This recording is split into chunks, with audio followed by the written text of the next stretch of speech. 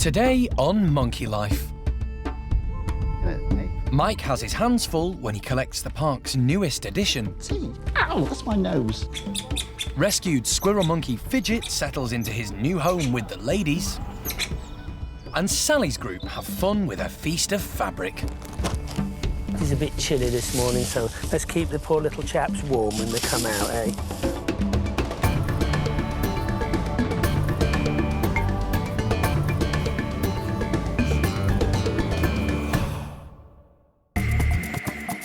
Monkey World is tucked away deep in the English countryside. Based in Dorset, it's the world's largest sanctuary for apes and monkeys. Most of the primates here have been rescued or rehomed. But the park does breed a few species which are endangered, including golden-cheeked gibbons.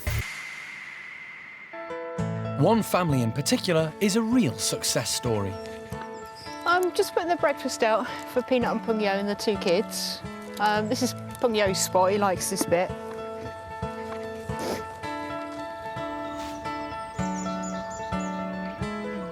Peanut and her partner Pung Yo have two children.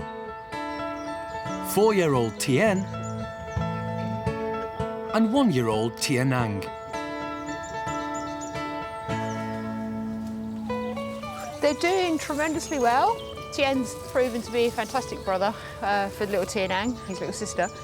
She's now 16 months and she's going through what we call a first coat colour change. So she's looking a bit scruffy.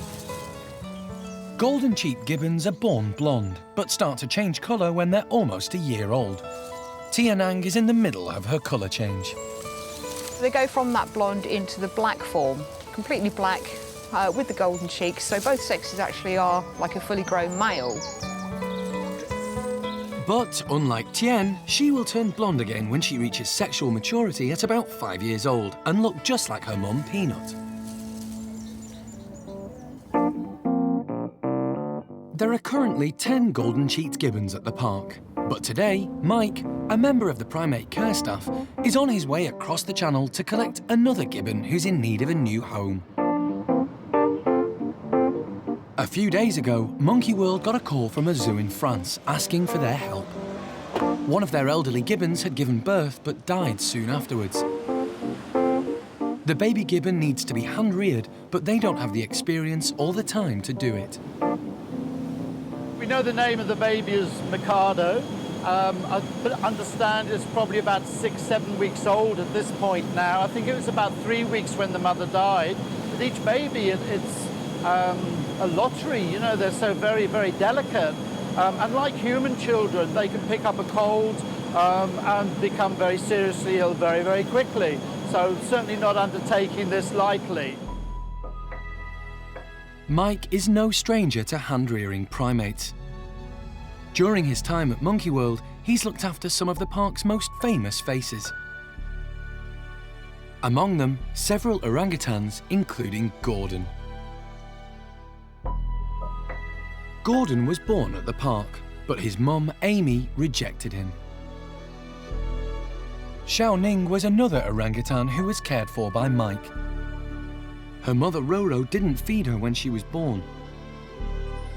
And the same happened to her sister, Dinda, who also had to rely on Mike. There you go, little boy. Mike has helped to hand-rear several woolly monkeys too, including Diego, whose mum, Kuna, wouldn't let him suckle.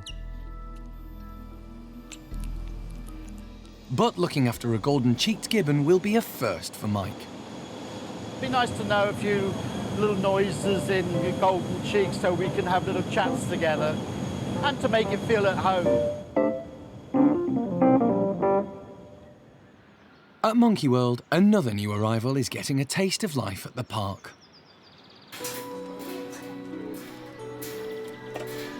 Squirrel monkey Fidget arrived a month ago from Essex, where he'd been kept as a pet for 20 years on his own. Fidget had become aggressive towards his owner and had started to self-harm. When he arrived at the park, he had a badly damaged tail and few social skills. 1 month later, Despite being quite old for a squirrel monkey, Fidget seems to have had a new lease of life since he's been living with 4 females. Samantha, Topsy, Turvy, and Alien. The team's main concern was whether Fidget would integrate with the girls after so many years living on his own in a cage. As soon as he arrived, Fidget was urine washing and marking his territory, really, letting everyone know he was there. He's been a pet for over 20 years, but he's still got these sort of natural behaviours. Hopefully it can only sort of help him with the females. If he's communicating like a proper squirrel monkey, he's got more chance of getting on with them. But as the oldest in the group, can Fidget keep up with the younger ladies? The girls, we think, age range between about 15 and 20, and say Fidget's about 22, 23. So they're all elderly squirrel monkeys, but by being outside, it's very good for them. They rely on the sunlight for the vitamin D. Hopefully that can only help him and sort of help his sort of stiffness and his bones and his joints. Fidget has only recently been released into the outside enclosure. He's having to learn how to climb and use the trees and hoses like the others. Day by day he seems to be getting there. Today he seems slightly more mobile than he was sort of a couple of days ago. We've seen him going through bits of the enclosure he didn't go on before, and he made the jump from his branch to the mesh, which is quite a big jump for a little old man. So hopefully he'll eventually get there and become a bit more mobile and a bit more used to the enclosure. But we've put specialised food baskets for him in the places he likes to be, and the food bowl here is a shelf that he quite likes to sit on, so there's always food and water for him to get to during the day. The whole new experience doesn't seem to have put him off his food. It's really rewarding to see him out and about and active and sort of out with the rest of the group. Hopefully he'll enjoy the rest of his life out in this enclosure.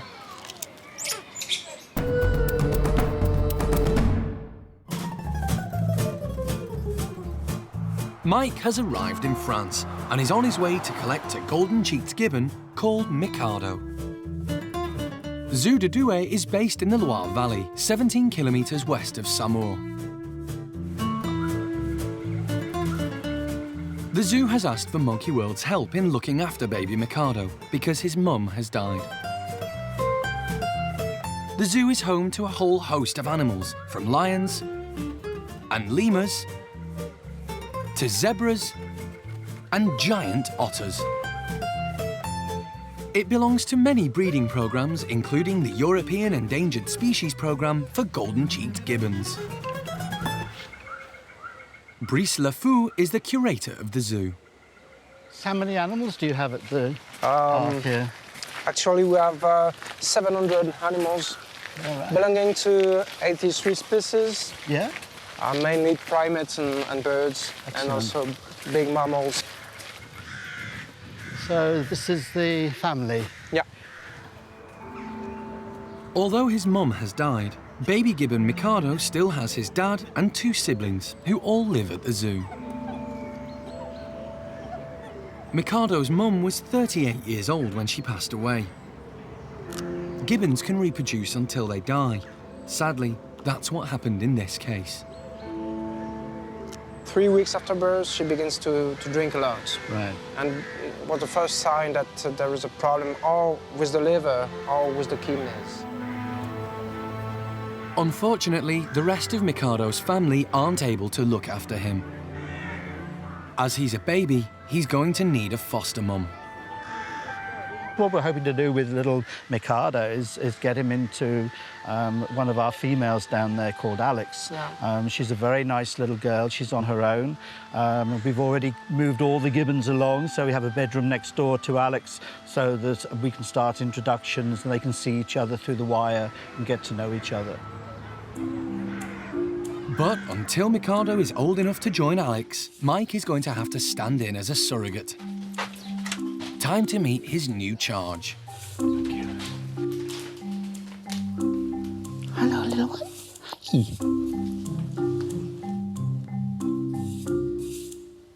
Are you ready for your big adventure? For the next 6 months, Mike is going to have his hands full. Hi. Mike and Mikado will live in their own specially adapted house at Monkey World. He isn't leaving anything to chance. Ah! Premature baby, human baby. Terrible. With the woolly monkeys, Yes. we have to cut a little hole for the tail. Ah! But no problem with this No, one, yes. no tail. Shall I take him? Yes. See if he'll stay with me. Good boy. It's night feeds and nappies for Mike from now on. It's a good boy. You getting hungry? It's okay. Looking after a baby primate is a full-time job.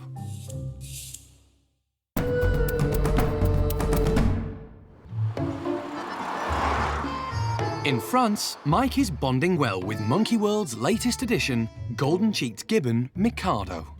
One of the advantages of the sort of smaller primates is that they mature a lot quicker than your great apes do. You know, a great ape baby of 18 months old is still very much a baby and still very close to mum, whereas these little guys probably start, swinging through the trees and develop a lot quicker. So you, like with the woolly monkeys, 6 months and they're pretty much independent. The most important thing with him is that he's entertained all the time, given new experiences. Mine's a gibbon life for the next few months. Eh? Yeah, I know. Tea. Ow, that's my nose.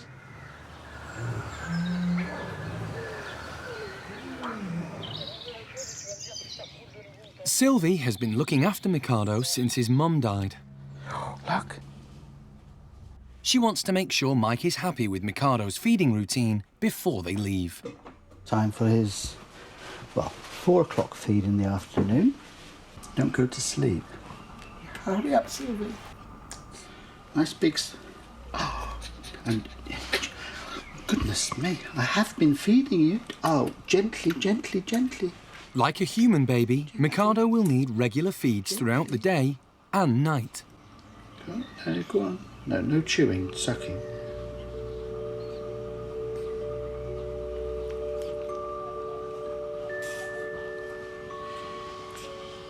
For the first few weeks, it's awake, I need food, I sleep.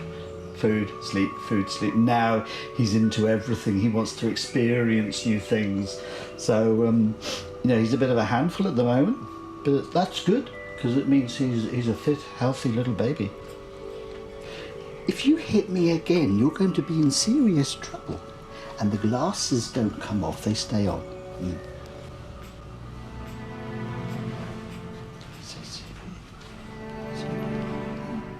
It's going to be a wrench for Sylvie as she's built up a strong bond with Mikado. Bye. Bye-bye. You've done a brilliant job. I know that he is in the good head.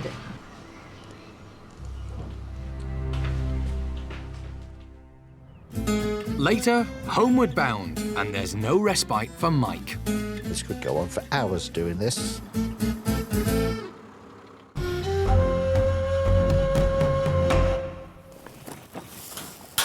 At the park's chimp nursery, Jeremy seems to have his hands full with the laundry. It is a bit chilly this morning, so let's keep the poor little chaps warm when they come out, eh? We can make nice beds, try and get a fair share. Not that usually works for chimpanzees. It'll be interesting to see what the chimps make of their fabrics. It's a multi-tool. A blanket is. You can do all sorts of stuff with it. You can keep warm with it, you can play with it, you can live in it. They, of course, have their own ideas, as one-armed Lulu demonstrates. Youngest female Ash plays peekaboo. All set with a towel, 7-year-old Brian is working out his next move. Rodders, the youngest male, is being a little picky.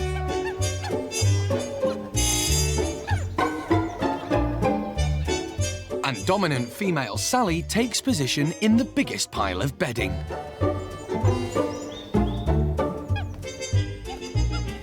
Lulu is still throwing things around. Brian makes himself big and scary. But he should know that among chimps, if you like something, you hang on to it. One momentary lapse and Rodders is straight in there. But Brian's having none of it. He's wrestled it back off Rodders. Now Ash wants it.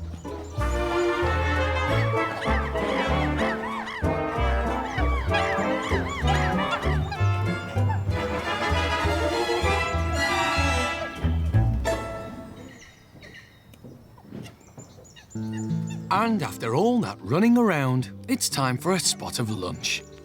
In the wild, chimps learn everything they need to know about group etiquette by playing with the other youngsters and adults. So it's only natural when Rodders wants to go out and play again. He'd like Brian to play with him.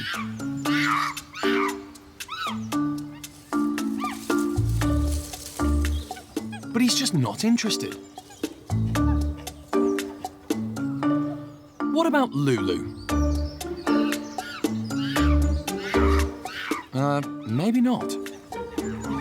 But Rodders knows that Sally's always up for a game. He's her favourite. Young female Ash wants to join in the fun too. But Sally's not having it.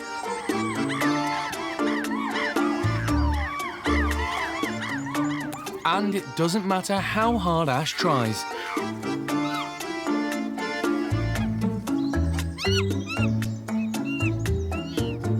Sally only has eyes for young Rodders. Ash has learnt the hard way. Three's a crowd.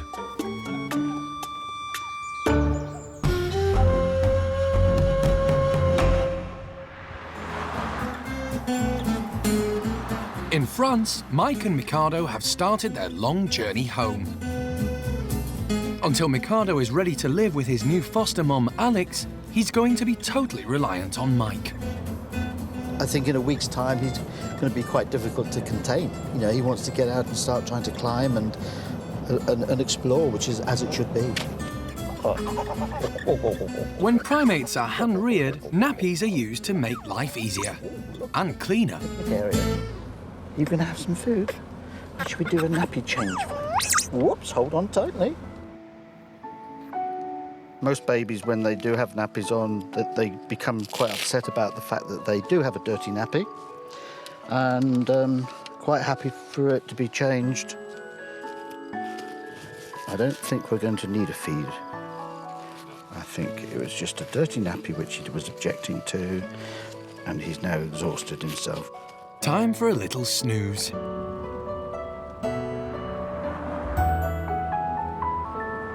But not for long. Mikado isn't properly on solids yet, so milk is very important. He fell asleep, got overexcited, everything was too much, went to sleep, woke up, and then suddenly decided that he was hungry. Good boy. Sorry, just hang on. I think you've finished, haven't you? We'll just play. This could go on for hours doing this.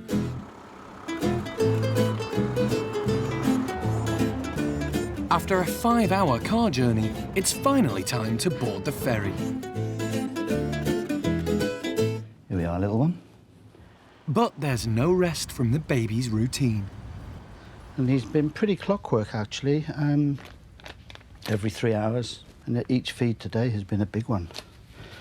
So, you know, that's the first thing they go off if they're upset and worried by anything is, you know, I don't want to feed. And he just was taking it all in his stride. Hopefully he might go to sleep. And I can have a bit of me time. However, Mikado's got other ideas. Go steady. Just take it steady. Oh, with a bit of luck. You. That's a good boy.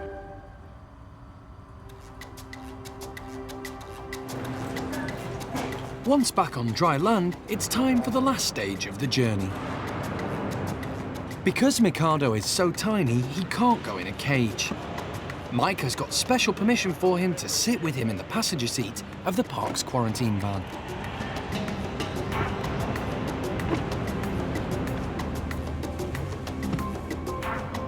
It's been a long day for the tiny Gibbon.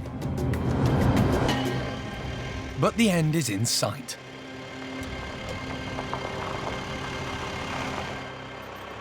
I suppose even before I get to make a cup of coffee, you will want a bottle, won't you? Oh, dear. Here we go. Mikado will live here in quarantine with Mike for the next 6 months. Wow, look at this. What do you reckon? Huh? We're back here at Monkey World. It's about midnight, gone midnight now. And as you can see, he's just about waking up. So I'm pretty sure that we're going to have another feed before we eventually, both of us, go to bed. After a long, tiring 13-hour journey, baby Mikado has already made quite an impression on Mike. I still cannot believe how well and how happy he's been all day long. He's just been phenomenal. Here we go. Next time on Monkey Life, Mikado gets the hang of his new home. You're almost like a proper Gibbon now, aren't you? And it's handbags at dawn in the nursery when Oshine meets head honcho A-mei. A-mei, no. This is A-mei's patch and she's going to defend it, and that's, you know, that's quite right and proper.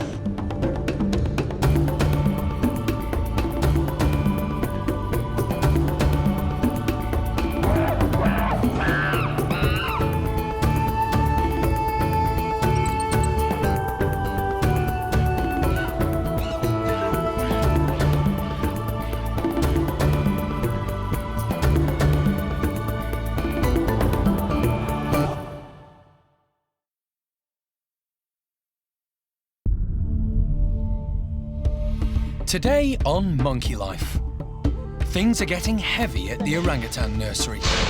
Don't do a belly flop on me. As Oshine and A-mei go head to head. A-mei! And baby Mikado settles in nicely after his first week at the park. Don't put your nappy in my face, please.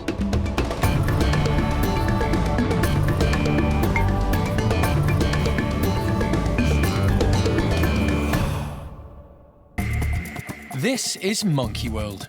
Nestled deep in the English countryside, it's home to more than 240 monkeys and apes from 16 different species. Dr. Alison and her team dedicate their lives to rescuing and rehabilitating primates from all over the world.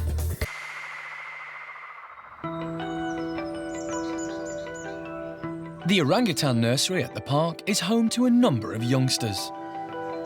There's Jolie, Dinda, and Linga.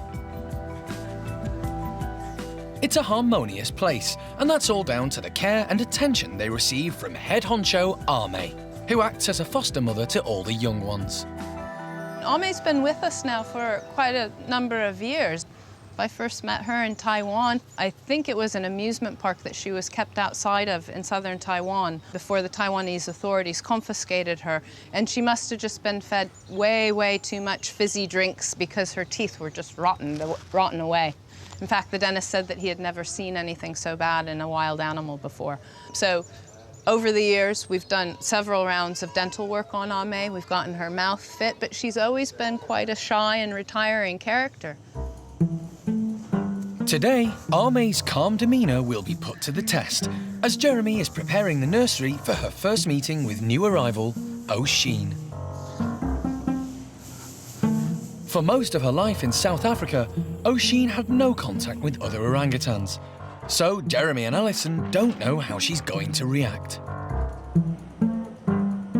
Oshine and A-mei have been eyeing each other intently over the last 2 days. All of our guys in the orang nursery are watching her from all angles. They were watching her outside as the box came in. They're now watching her through the back bedroom doors, and she's definitely intrigued. You can see she just keeps coming back over, standing up, surveying and then dives back in. So she's sort of unsure of all of the orange people at the end of the corridor, but she's drawn back to them like a magnet. She knows there's something there. So it'll be interesting to see what she makes of them when there are no walls or no mesh between them.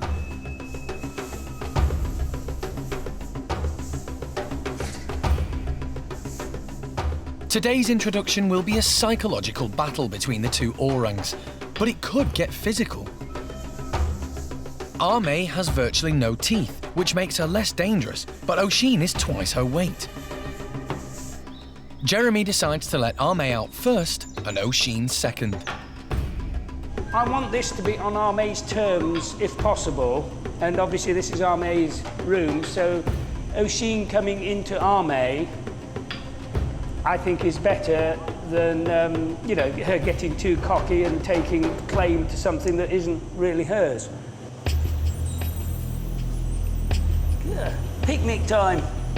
Right, if you want to shut that now and then start working Oshine down. There's going to be a lot of bluff and bravado, a lot of slapping, a lot of coughing at each other. We just have to hope that Jeremy can sort of bridge that gap, make A-mei let down her fur a bit, and accept the fact that there might be another adult lady in there. Oshine, come on, darling. Hopefully they then relax and come to some agreement. Oshine. But we'll have to wait and see. Oshine is a little reluctant to come out, so Jeremy tries to coax her towards the entrance. Come on, darling. Come on. Come and get your breakfast. A-mei waits patiently, but Oshine remains cautious. She's not wading in like a bull in a china shop, which is good. She's just nervous and she's interested, but she's not committing herself, which is good. And the wait goes on. It doesn't look like Oshine is going to go through to the nursery anytime soon. Oshine's got stage fright, a little bit shy, so really we're going to try and reverse it a bit and actually get A-mei and Jolie back out, and then we'll get Oshine in here with Jeremy, get her comfortable, and then let A-mei and Jolie back into them. So turn the tables a bit and see if we can give Oshine a bit more confidence, because now that the door's open, all of that rubbish has gone away. Stop it. What? Here, have a grape instead. I love this animal. Girl. Joined at the hip as ever, A-mei and Jolie make their way back into the bedrooms so the team can bring out Oshine. Goodness me, it's the Michelin Man. Come on. Here you go, we got rid of those damn monkeys. It's better. Yeah, don't do a belly flop on me. Oshine spends some time getting acclimatised to the nursery, while A-mei and Jolie look on.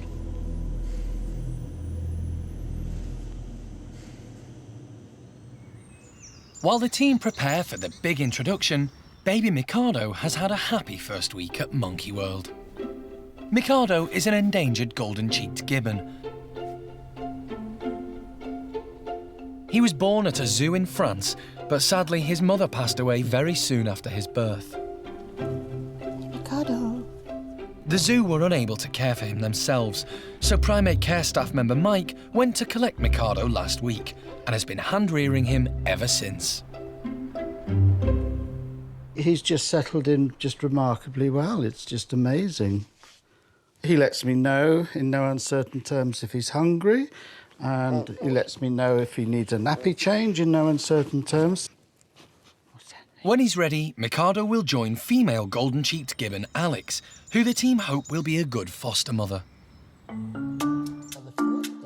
So, as well as hand-rearing, Mike needs to make sure that Mikado is also learning natural gibbon behaviour. Oh, look at that. You've got such long arms, they get in the way, don't they? We've got a really nice pet cage over there for him. The little teddy, which he's had all along. Oh, well done. That's the way to do it. We've got dog toys in there for him to climb up on, a few branches for him to swing on. And that is helping him develop because he's actually using them to pull himself up. Nearly. That's it, hold on to that. And of course, he'd be developing his muscles, and that's the sort of thing he'd be doing with his mother. The cage is the equivalent of a cot for Mikado, somewhere he can feel comfortable. But it's also a training crate.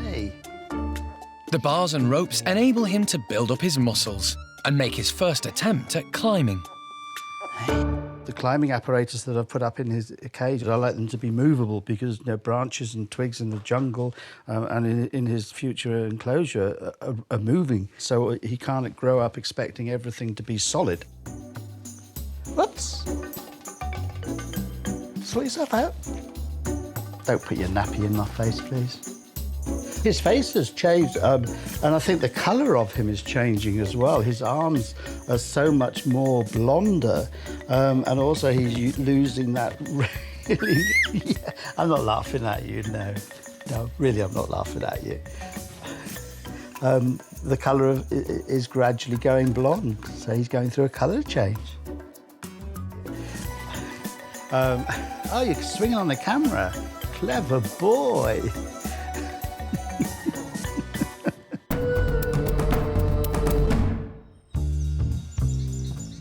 With Oshine settled into the nursery, it's time to release A-mei and Jolie. You go, girls. Yeah, shut them out, but be ready, keep it ready to open it quickly if you need to. Hey, good girl. A-mei. No, that's not such a good plan. She's bigger than you. Things don't go quite as smoothly as the team were hoping. A terrified Oshine flees as A-mei and Jolie give chase. Oshine's frightened and in a new place, and A-mei's offended that there's somebody new in her house, and so it's all quite reasonable. And the closer A-mei gets, the further away Oshine wants to be. Okay, hey, stay with me. Stay with me. Watch A-mei. A-mei feels quite protective of her household and her youngster, so it's fair enough that she's feeling a little bit challenged and aggressive about this, but I mean, she's half Oshine's weight and prepared to stand up and take it on. Oshine retreats into a corner and is grateful to have her old friend Jeremy around to help with A-mei. Stay there. Luckily, Jeremy's got such a fabulous relationship with her, and he's, you know, developing that with Oshine right now, that he could stand in the middle and say, "Don't do that, no." But the chase goes on, and Oshine struggles to keep calm. She's 13 years on her own, so she doesn't really understand all of this. I hazard to say if she would actually just sit down calmly and let A-mei approach, that it might not be quite so agitated and aggressive. But, you know, you can't explain that. They have to work that out. As the tension rises, A-mei and Oshine take to the ropes. Good girl, Oshine. Oshine looks vulnerable. Hey, stop it! She's not used to moving around at height. Ow, that was my head. Stop it. Oshine takes another tumble, so the team decide to call it a day. It's okay. It's what we do here. We'll take our time. Didn't work day one, but, you know, nobody got hurt and everybody got to meet each other a little bit and size each other up. We'll give Oshine a bit of encouragement. Jeremy's in there doing his Dr. Dolittle thing, making sure she feels comfortable and happy. You're right. We'll leave her in here to become familiar with the room, and then tomorrow we'll go round two, and hopefully it'll be a little bit better.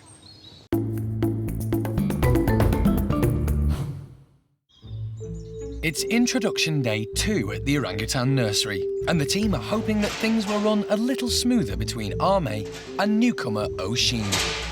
A-mei.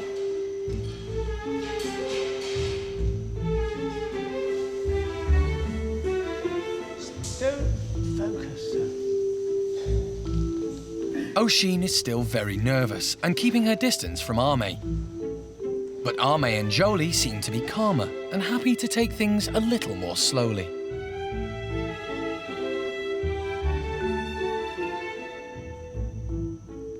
This is going a whole lot better today, actually. A-mei isn't quite so frantic and vicious today, so just in one day, giving them a break and consideration, there's no vocalizing, and they're stopping and looking at each other. So I think we have a great improvement today. And look, yeah, she's not so focused. In an attempt to make the most of the calmer atmosphere, the team send in some sweet corn to help distract and relax them all further. A-mei likes hers, but for once, Oshine doesn't seem too interested in food. She's more concerned with the fact that A-mei is drinking her squash.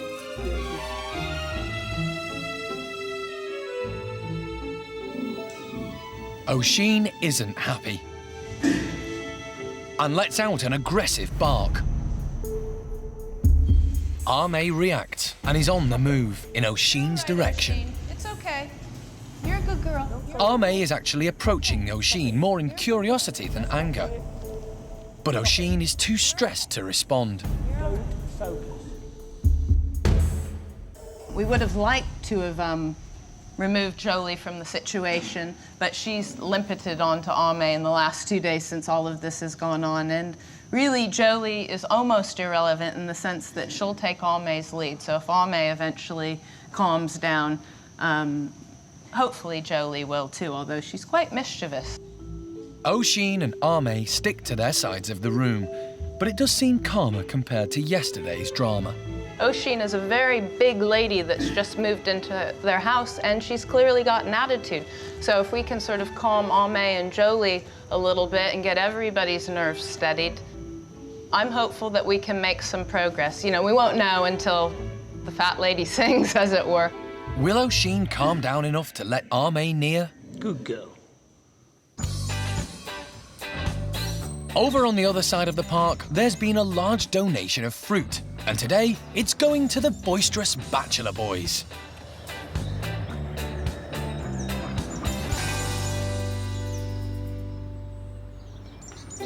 Rocky and Mojo are first out. They're very nervous. As mid-ranking members, they're not sure what to do.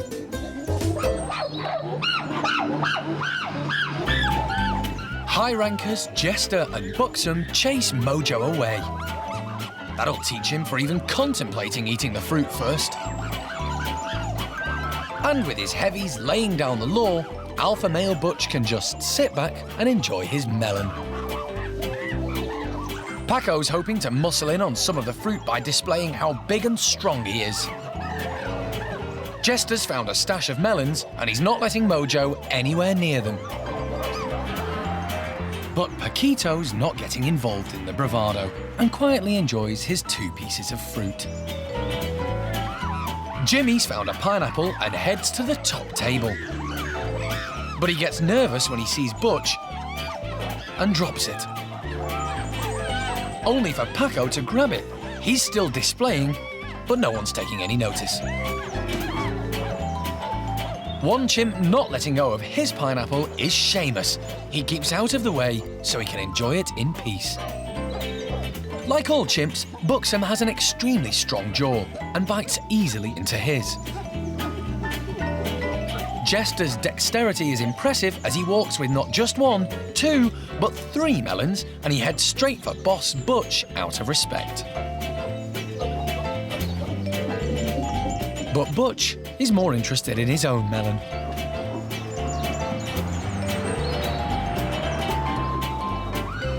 Paco has finally realised no one's impressed with his display of strength, and Mojo's now tucking in, but he doesn't like the pips.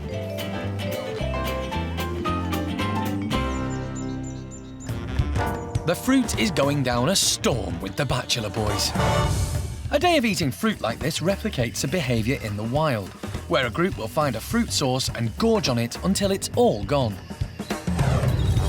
In the end, everyone gets to enjoy the fruit, and some even resort to stashing it away. Low-ranking Charlie has only managed to find lemons and has to hide in a tunnel to eat them. But boys being boys, they can't resist having one last scrap to finish off an exciting day. However, Big Boss Butch soon puts a stop to it.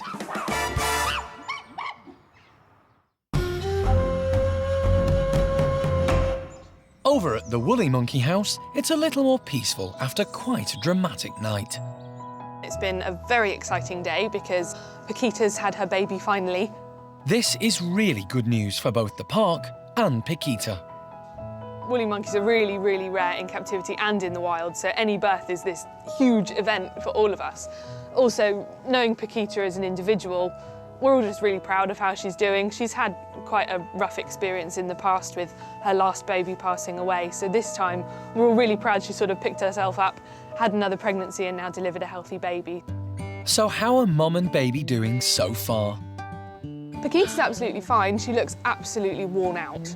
Yesterday, when we thought she was in labour, she was actually starting to fall asleep whilst she was sitting up. We all felt for her. She looks like she's had a bit of a long night, so it's nice that they're resting together.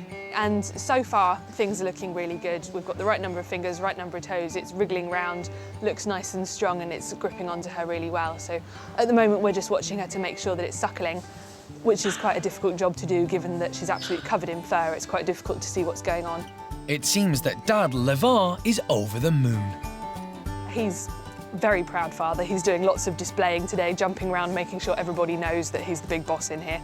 And 1-year-old Diego has a new sibling. Diego used to be the baby of the group. He doesn't seem to have quite accepted that he's not the youngster and deserves all the fuss anymore.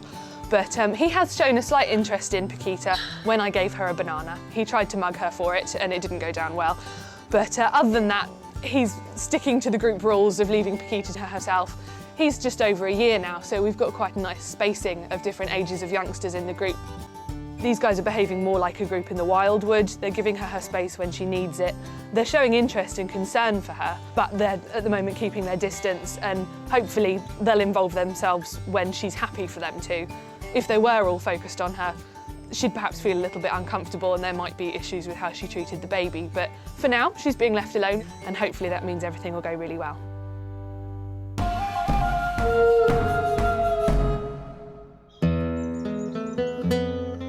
A stalemate has developed between A-mei and Oshine, who stay on opposite sides of the room. This is A-mei's house, and to a certain degree, I mean, I'm quite pleased for her. She's put her foot down, and right now, she's in charge. So she's maintaining her dominance, which is quite a good and nice thing for A-mei, because it really does make her feel ownership of her role as nursery mum. So it's all good. We just have to wait and see if it gets boring after a while, because you can only maintain this Mexican standoff for so long. Oshine heads to the hoses to bark at A-mei. From a distance, of course. A-mei's not impressed, and she gives chase again.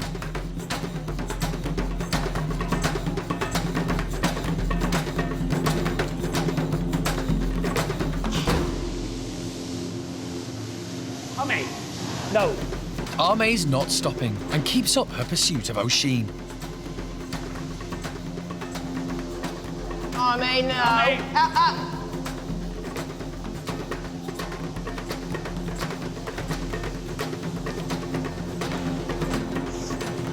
Stop it! You done? Jolly good. Control her, A-mei. That last one was close. That was a tense encounter for Oshine and A-mei, so the team decide it's time to draw it to a close. We'll call it to a halt now because it's doing really well and, you know, enough's enough. Oshine's getting a little bit out of breath. So, yeah, it's not a problem, but we'll just, you know, it's got to happen slowly, this introduction. It's not love at first sight by any means. So A-mei and Oshine return to their separate enclosures, for the time being. Next time on Monkey Life. Tensions are high as old-timer Sammy goes under the knife. Whether you think it's a perfectly fit, healthy animal or an alien creature, there's always a risk with an anaesthetic. And the elderly Stumpies get a new playground. Hey, you. I know. I see you.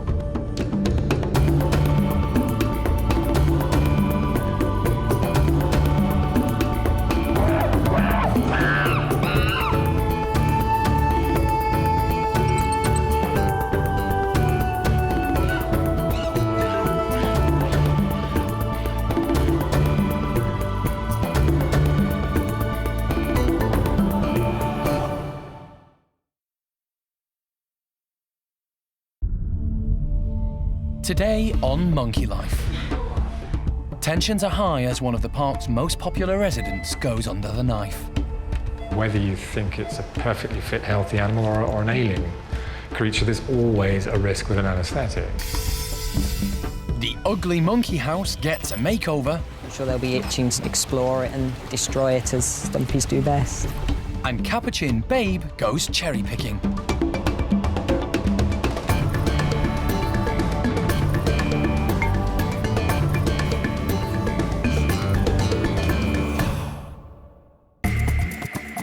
Monkey World is based in the English county of Dorset. It's home to more than 240 monkeys and apes and is the largest sanctuary of its kind on the planet. Dr. Alison Cronin and her dedicated team rescue primates from all over the world. Some have been abused and some neglected. Sammy is one of the oldest residents at the park. 25 years ago, he was rescued from Spain, where he was being used as a beach photographer's prop. Sam had a very, very traumatic and horrible early life. But to this day, he is one of the nicest, gentlest, most lovely chaps here at the park, human or animal, I might add. Sammy now lives in a group of chimps known as the Bachelor Boys. He loves being the centre of attention.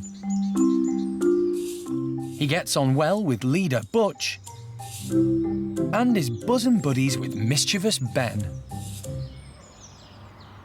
Over the years, he hasn't had many health problems, but ever since he was rescued, he has had a characteristic lump on his chest. It's an enlarged throat sac. Every now and again, Sammy has to have an operation to drain the fluid out of it.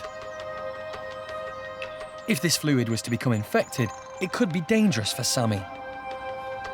Every time they breathe in, the potential is to aspirate bacteria from their infected sac deep into the lung. Recently, Alison has noticed that Sammy hasn't been as well as the other chimps. Over the last year, Sam's been getting more colds than usual, and when the others get a cold or a runny nose, Sam gets a really... Good morning, Ben! Yeah, whenever the others just get a slight runny nose, Sam gets a really big chest infection. So it's been decided that Sammy needs another operation. But wildlife vet John Lewis is concerned. I could, by opening the sac and withdrawing all that material, simply create a route by which bacteria can get in and convert the sterile pus into something a lot more sinister, bacterial pus. And that again could threaten his life. John hasn't made the decision to operate lightly. You have to anaesthetise him to do it, and there's always a risk with an anaesthetic, whether you think it's a perfectly fit, healthy animal or an ailing creature, there's always a risk with an anaesthetic. So if you don't have a good reason for doing it, you shouldn't do it. Sammy has already been sedated to calm him in preparation for his anaesthetic. The next step is to dart him, but this can be distressing, and it's not something any of the team look forward to. However, animal director Jeremy, who knows Sammy very well, decides there could be another option. I've given the drug to Jeremy. He's going to hand inject Sammy because A, he's quite an amenable chimp, and B, he's been tranquilised a little bit. And if he can do that, that's far better than darting. It's less traumatic, it's less stressful, and the last thing they want to see when that's happening is a vet. So we're well out of the way. Jeremy has managed to successfully inject Sammy, and the anaesthetic is taking effect, so the chimp is loaded onto a stretcher.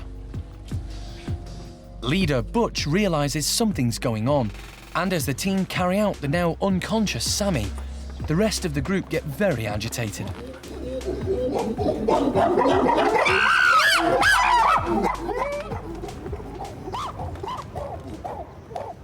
Once a primate is knocked out, time is of the essence. John doesn't want Sammy under any longer than he needs to be. First, they X-ray Sammy's chest. OK. Thank you. Then John shaves Sammy's enlarged throat. This helps to reduce the risk of infection and will allow John to work more easily. You can see this large swollen area here. That's the air sac that's full of, feels like sort of slightly doughy liquid. So we're just taking x-rays of the chest to see if there's any evidence of chest infection, or in fact, how far this spreads. The sac we were talking about isn't just here. It extends under these muscles and comes out in the armpit.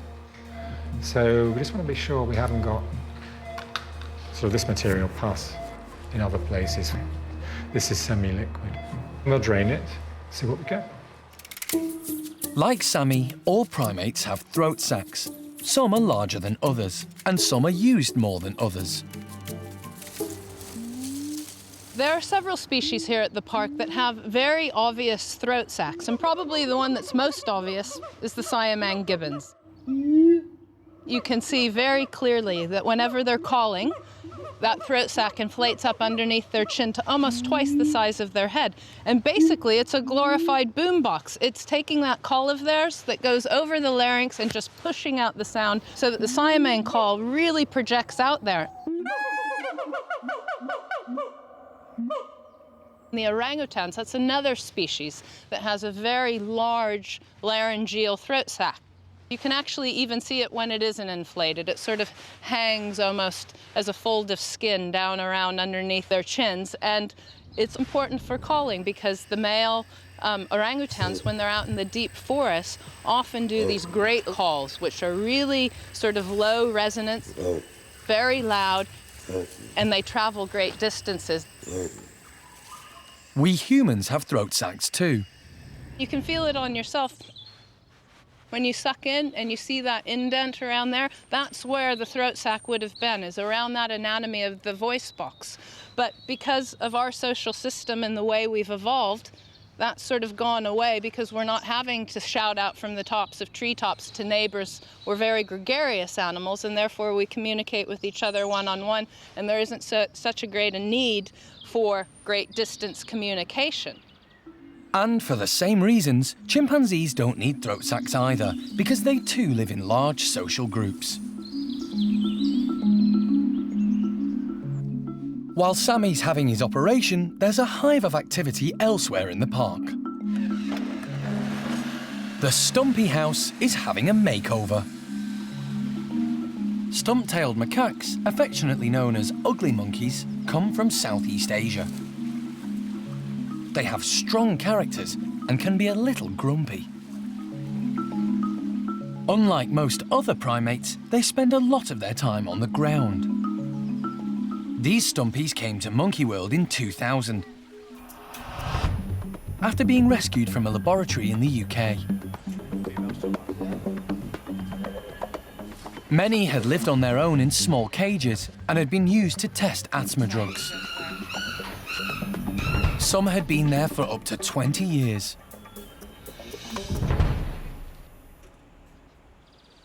Monkey World has allowed the Stumpies to retire in peace together, and since arriving, they've thrived. But their enclosure needs to be adapted, as the residents are rather elderly now. They're all getting on a bit, and a lot of them have sort of got prematurely aged from their sort of previous lives. So what we're doing is putting some nice big platforms in with some ramps, because they're not the most agile or athletic. They're not going to go bouncing around and jumping from branch to branch. We've got Scott, who's always been in charge of the group. He's very much the dominant male. He doesn't really do an awful lot. He sits around, eats lots of food, and he's much bigger than everyone else. No one's going to mess with him. David has a big saggy tummy left over from being very overweight in the past. We've got Sam, who's very, very paranoid. He doesn't like to think he's missing out on anything, to the point that he does miss out on something because he's so busy worrying that he will. He's very, very fond of Gerald, who's the lowest ranking male in the group. Keeps very close eye on him, but it works quite nicely for Gerald because it means that if anyone gives him a hard time, Sam soon steps in and sorts them out. With Jonathan, who's very, very distinctive, he's the one with no hair. Basically, everyone's over-groomed him over the years and they've pulled all his hair out, and we have to put sun cream on every day. Just at the moment, the Stumpies are having to spend the time inside while we do their enclosure, but I'm sure they'll be itching to sort of get back out and explore it and destroy it, as Stumpies do best. There's no order. Over at the hospital, Sammy's X-ray is normal. John listens to his chest. No abnormal sounds there. It's safe to proceed. I'm just cleaning the skin. I'm going to put a very large needle through the skin and try and suck out contents of this sac. Jeremy watches anxiously. He has a special relationship with many of the primates at the park. So if we go through there and in. First, John takes a small sample of the pus-like fluid to see if it's infected. My guess is that's sterile. If you notice, there's absolutely no smell to that at all. And generally, if they're infected with the normal bacteria, the gram-negatives and all the rest of it that inhabit these sacs, it smells, and it smells bad. What we're not about to do is we're not about to open that sac No. and explore why, because I suppose if it's academic been infected, interest. is it worthwhile? If it's infected, that's a different conversation. John removes an incredible half a pint of pus. And sound effects. Almost done. And with the fluid gone, Sammy's throat sac returns to its normal size. We've removed all the material in there pretty successfully. There's probably a smidgen, but no more. He just has what they call sterile pus. No bacteria, just dead cells, basically. In there, something's irritating it, but it's not causing anything sinister. To seal the wound, John applies medical glue because he knows Sammy would pull a stitch out. He's ready to go back to the Bachelor house, but he's not out of danger yet. He's still unconscious and needs to wake from the anaesthetic. John keeps a careful check on his pulse. Sammy's Bachelor buddies are agitated. They don't know what's happened to him. Alison tries to reassure them.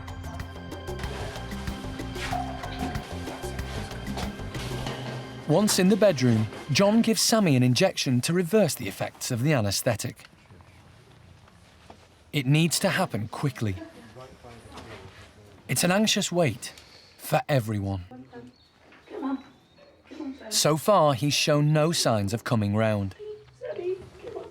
So Jeremy tries a technique he's used many times before. He tickles his nose. And Sammy begins to stir, so it's time to beat a hasty retreat. A woozy 77-kilo chimp is likely to be a little unpredictable.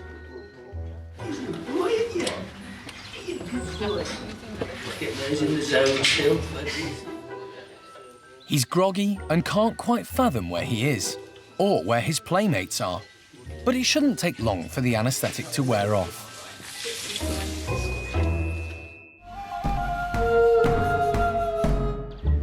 The Stumpy house makeover is complete, and the elderly residents seem very happy with the alterations. Jonathan decides to have lunch on the new walkway, while Paddy, the oldest and the most agile in the group, tests out the new structures. Low-ranking Phil keeps away from the others using the new climbing hoses. But Gerald prefers to stay at ground level. These contented old fellows will soon be joined by another group of Stumpies. Alison has just been asked to rehome 10 more from a laboratory in Scotland.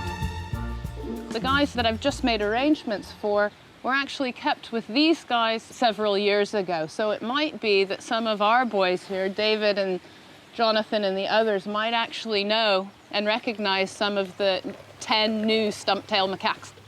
But Alison and her team will have to build another home for the new residents. Because they're coming from a lab, they can't all be put together at once.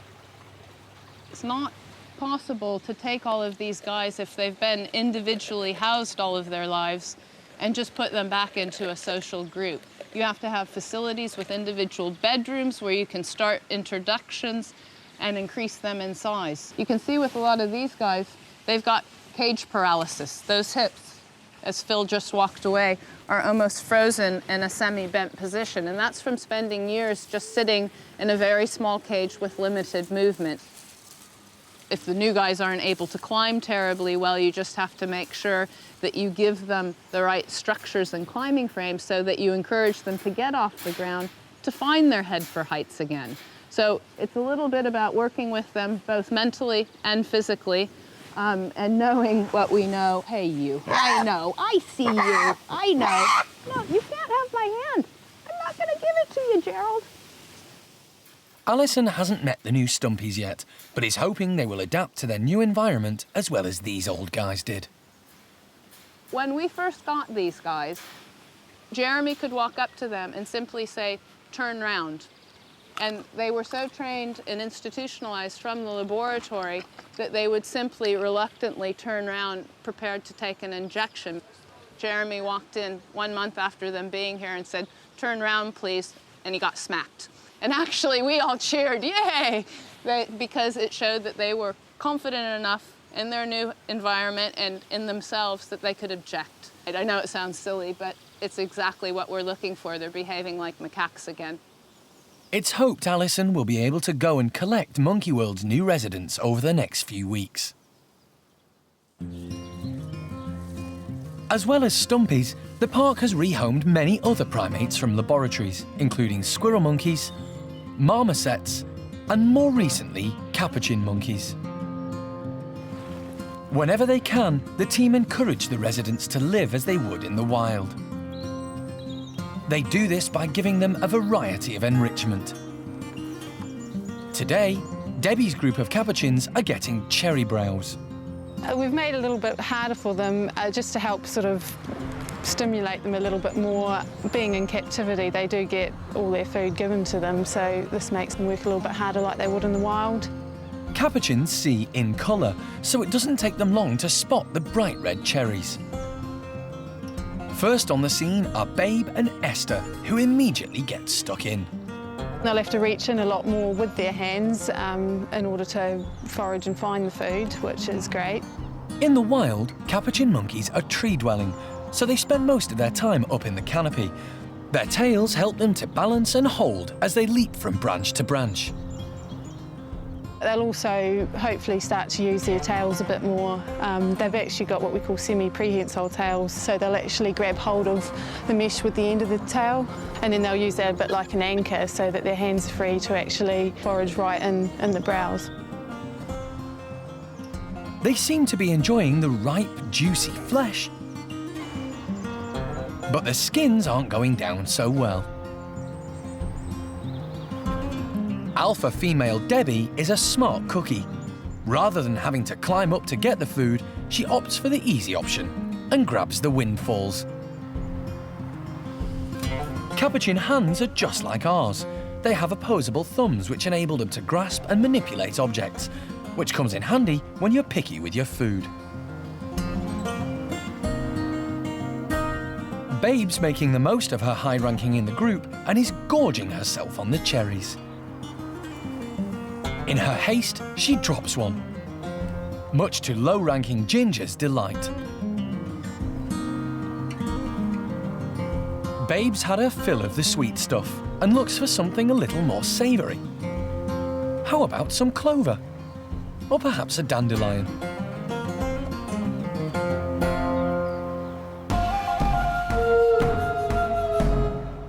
Sammy has finally come round from his anaesthetic and is well enough to join his bachelor pals outside. Although he's still not quite with it and is a bit unsteady on his feet.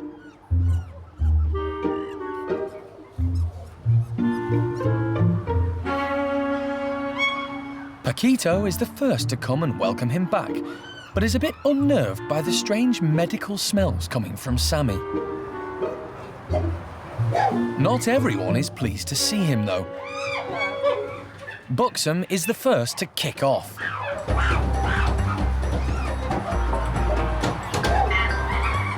Sammy tries to escape by climbing high, but Paco is making a song and dance up there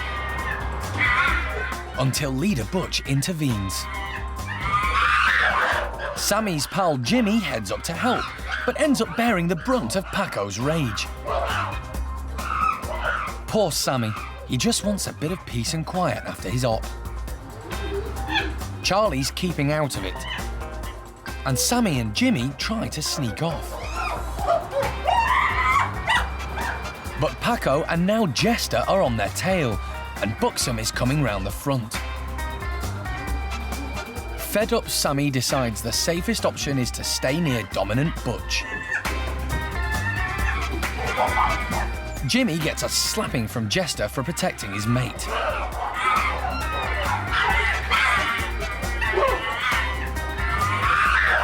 And Buxom and Paco once again round on Sammy, who's now exhausted. Jimmy comes to the rescue again by trying to make peace with Buxom. That gives Sammy the chance to get away. He's still feeling groggy and can't be doing with this monkeying around. Fortunately, Jimmy's intervention seems to have calmed things down. Today's been a bit too eventful for Sammy, who, like his throat sac, is feeling a bit drained. Next time on Monkey Life, Alison meets the park's new ugly monkeys. Good girl. And it's weigh-in time for Oshine. What, you want me on there as well? That can make you look even fatter.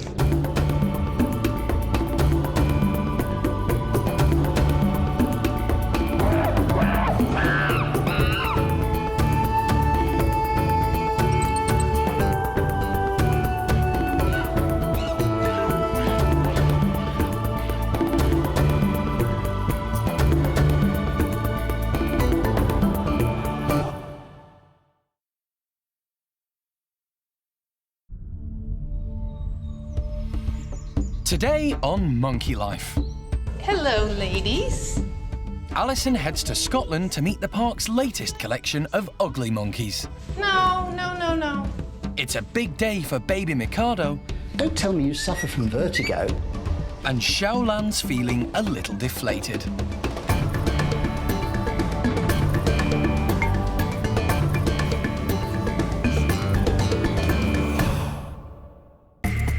This is Monkey World. Enclosed in 65 acres of countryside in the heart of Dorset, it's home to more than 240 monkeys and apes from 16 different species. The team here dedicate their lives to rescuing and rehabilitating primates from all over the world, giving many a second chance to live a happy and fulfilling life.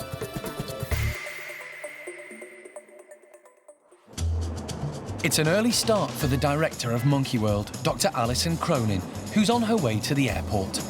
I'm off up north to see 10 new stump-tailed macaques, so some more ugly monkeys. We got the first batch years ago now, and there are 10 more that have been used for reproductive studies by the Medical Research Council, and they're ready to be retired. They got in touch with Monkey World, and yeah, we're really excited. This trip is a chance for Alison to find out crucial information about the Stumpies. She needs to know all about their characters, likes, dislikes, and medical histories if they're going to be successfully rehomed at the park. These guys have lived for quite a number of years, I believe, in this laboratory, so making the transition and the move for them as easy as possible requires a fair bit of planning, and part of that is the first meeting. At the park, the pressure's on to build an enclosure for these new arrivals.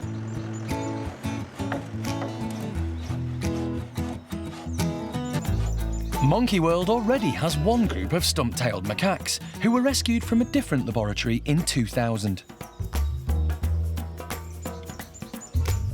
Just like the current residents, the new ugly monkeys, as they're affectionately known, will have a large open-air enclosure.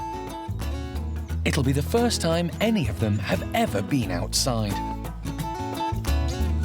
Hello, ladies. Hello, ladies.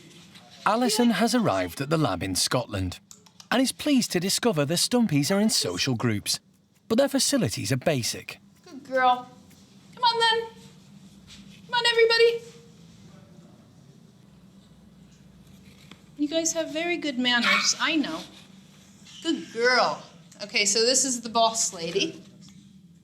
No, I don't. No. So this is Noreen, Sylvie. She's very audible breathing.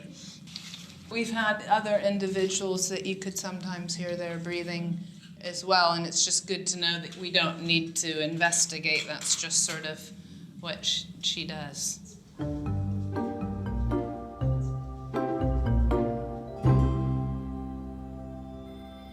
Having met the ugly monkeys, Alison's confident they will settle at the park. I've been talking about these 10 macaques for the past, I don't know, a few months now, and to finally put faces to the names and to see what they're like and to see what their behavior's like, it's a real big help because we're now making the final preparations for them to come to the park, and that means fitting up the house in the enclosure with all of the appropriate ramps and different things that they might need based upon their abilities. So it was really good to see how physically fit they are, how active they are, how overweight they are, and you know what their needs are gonna be. So yeah, really pleased to see the guys, and yeah, really excited. It's a good day.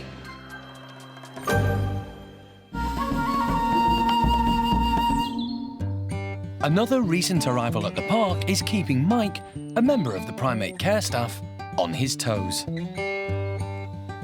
I don't like it when he suddenly goes quiet, because that usually means he's filling his nappy. Just like any little baby, huh? Baby Mikado, a golden-cheeked gibbon, was handed over to the park by a zoo in France when his mother died. He's a good boy. I'm going to weigh you now. Let's go through here. Mike will hand-rear Mikado until he's old enough to join his new foster mum, Alex.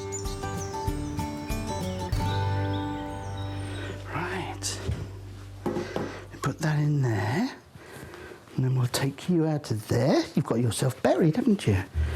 Like any young infant, Mikado needs around-the-clock care, and every step of his development is carefully monitored. We weigh him about once a week, just to make sure that he is putting on a bit of weight. Last time I weighed him, which was just about a week ago, he was just under a kilo. Hold on, there's a good boy. 1.6. Good boy. He's doing fine. And obviously he's putting on a little bit of weight each week, so that's a good sign as well. Now that was very good because you were very still. You were such a good little boy. Yes, you were such a good little boy. That's what gibbons do. They hang around a lot like that. Yeah. Is it okay? Don't tell me you suffer from vertigo. You can't have a gibbon suffering from vertigo. The bond between mother and baby in wild golden-cheeked gibbons is incredibly strong and remains so until they reach maturity at about 5 years old. Substitute parent Mike is doing his best to teach Mikado the finer points of being a gibbon. As you can see over here, we've now got some little rope ladders here. He sits on the settee, sits in his basket and plays in there, and he climbs up on here. So he's doing everything that he should be doing at this age. As well as being fun, the rope ladders help Mikado to strengthen his muscles and improve his coordination, both of which are important skills to learn for when he finally gets to grips with tall trees. You can see that the arms are filling out really beautifully. He should really be hanging on to his mum all the time now. So, yeah, sort of, he's had rather a life of luxury up to now, really, because, you know, everything has been done with him being carried around, although I try to make him hang on to me as much as possible. Whereas if he was with his mother, he'd be hanging on with feet and hands, and every time she moved, he'd have to grip really hard to hold on to her to survive. Come on, climb up a bit further, you can do it. Yeah, of course you can. Go on, you can do it. Mike is a great foster mum, but he knows the sooner Mikado can be settled with Alex, the better. Good boy. Clever boy. Good boy, Mikado. You could actually feel then his fingers were slipping towards the end of my finger, and he's actually just repositioned himself. Were you taking that with you? It's a bit adventurous, isn't it? Wow, where are you going? Yeah. That was a bit scary, wasn't it? Another primate raised by Mike at the park is 14-year-old Gordon. Just about right. Ready? He was rejected by his own mother, A-mei. However hard the care staff tried to get them together, A-mei wasn't interested. There's your mother, Gordon. Play with her. But the difficult start hasn't held Gordon back, and he's recently become a father to son, Jin. Today, Gordon, Jin and the rest of the gang have a large treat in store. What we thought today, for a bit of fun, but variety in their lives, is chuck these in. We're not entirely sure what they're going to do with them. They might run away, they might play with them. If they do play with them, they'll probably destroy them pretty quickly. But basically, just a bit of fun for them. Rubbish. Well, someone put hoses in the way. Yeah, I think they're quite scary. Quite exciting. They catch young Kai's attention. But his auntie, Xiaolan, is the first to investigate. Being alpha male, Gordon gets exactly what he wants and takes his ball to somewhere he can get to grips with it. Finding food is a priority for orangs in the wild. Xiaolan takes a bite, perhaps in the hope there might be something tasty inside. But her bubble is soon burst. Being naturally inquisitive, however, Xiaolan takes a peek to see if she can use it for something else. Gordon is carrying out checks of his own, and this ball just isn't passing his stringent quality control. But he still has another half to scrutinise. Kai has managed to find a small one which is much more his size. Having destroyed his own ball, Gordon makes his way towards Kai's. That is, until he's distracted. It looks like the red ball has grown a pair of orange legs.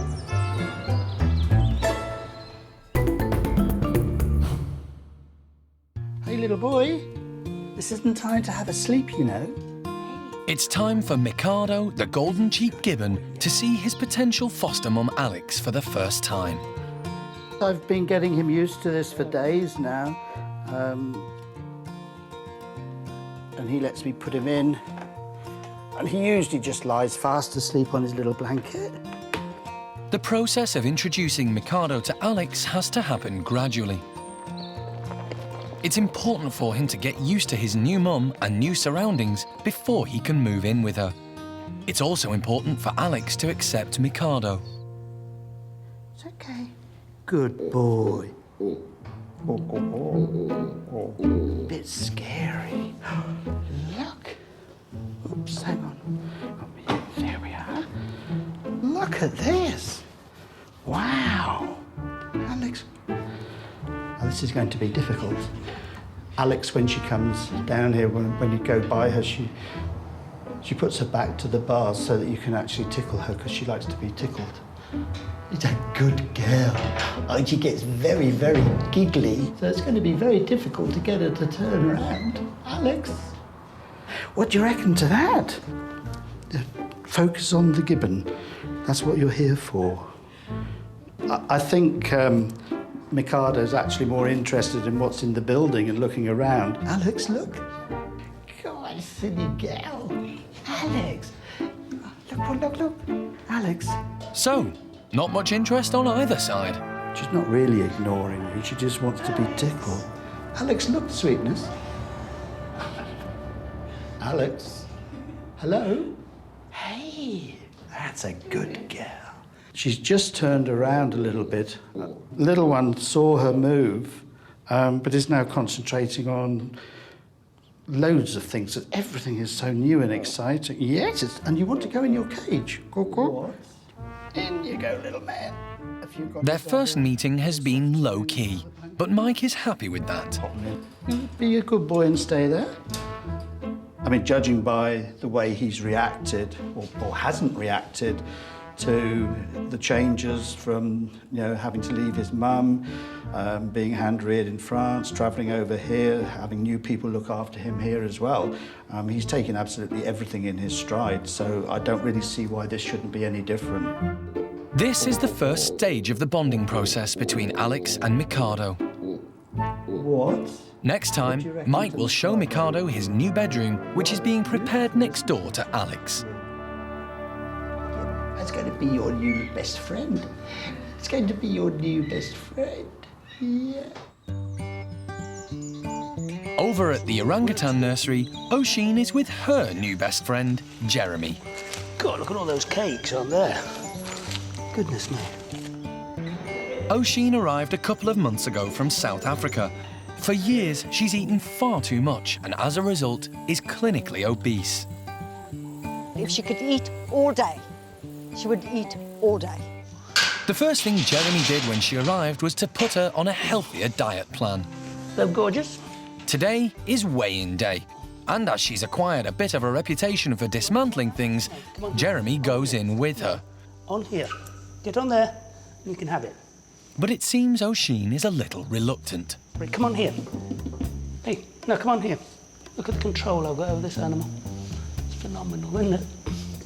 Come on. She's really not sure. Yeah, it's what makes the world go round. Good, good. Now you've got to let go. Give me your hand. You've got to let go of that. She hasn't quite got the hang of it. Come here. On here. Here you go.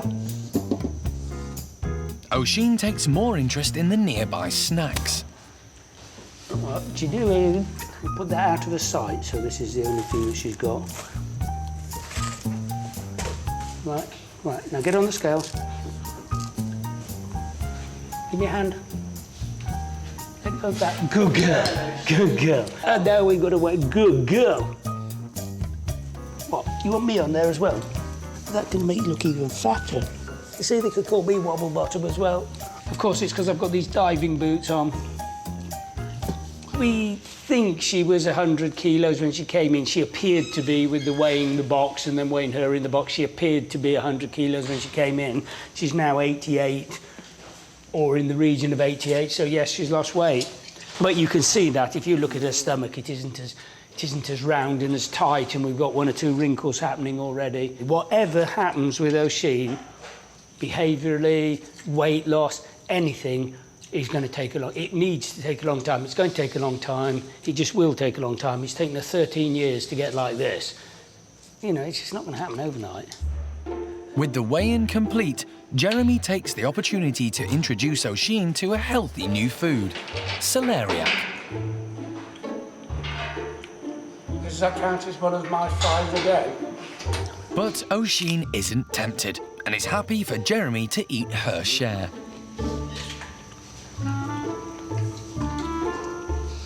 I don't want that.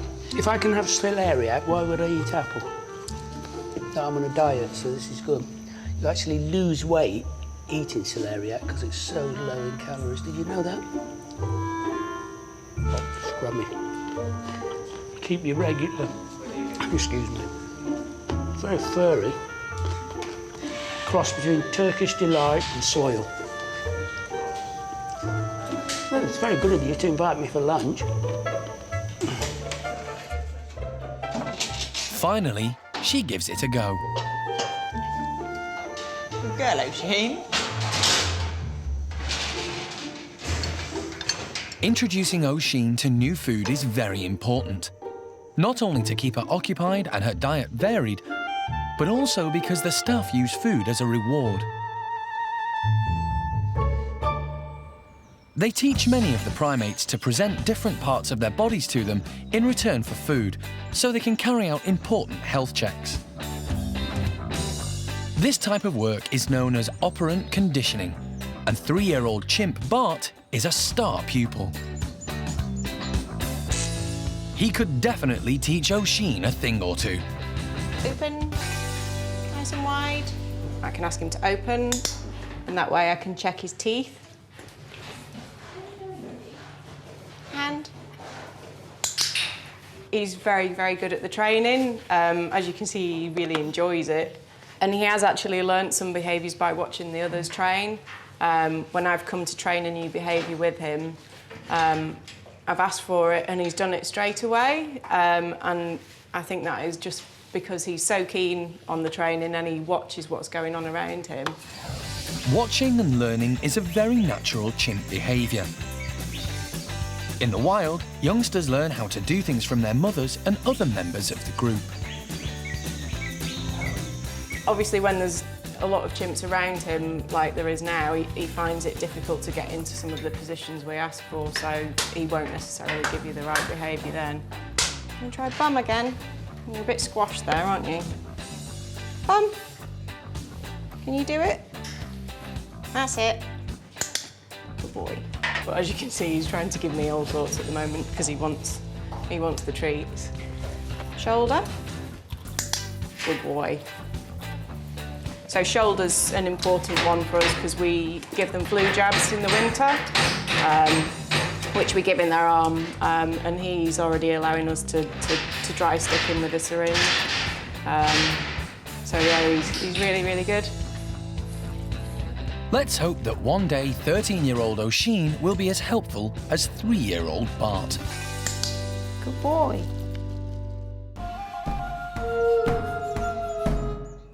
Alison has arrived back at the centre after her successful first meeting with the new stump-tailed macaques. Until you actually see them and meet them, you know, and put names to faces and all of that, it doesn't necessarily really seem real. And now I've met the guys, and they are most definitely real. And there's one chap called Wilmot, who's quite a big lad, and 9 ladies.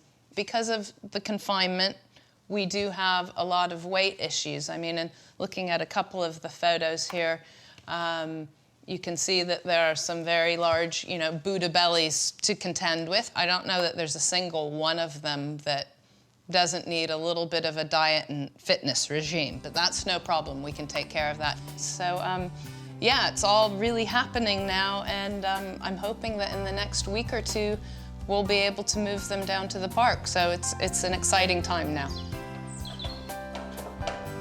With our new facilities, I'm hoping that all of the individual bedrooms all connected up, plus the playroom and the outside cage that we'll start them out in, with all of that area, that they'll be able to move around and get out of each other's way. The new space will be very different for the Stumpies, but having met them, Alison thinks they will adapt well. In terms of laboratory primates, these are probably some of the best cared for and best adapted that Monkey World has picked up so far today. I'm not interested in the politics of the laboratory, the rights and wrongs, the do's and don'ts, the yeses or the no's of the whole issue. We're only interested in providing a home and rehabilitating these 10 stump-tailed macaques. So for us, you know, we get welcomed into laboratories because our intentions are for the welfare of the animals. And in this scenario, I was allowed to go in so that I can come back and make sure that we are very best 100% prepared for the monkeys that we're about to take care of at the park for the rest of their days. Alison and the Stumpies may be ready, but it's a race against time to get their new house finished.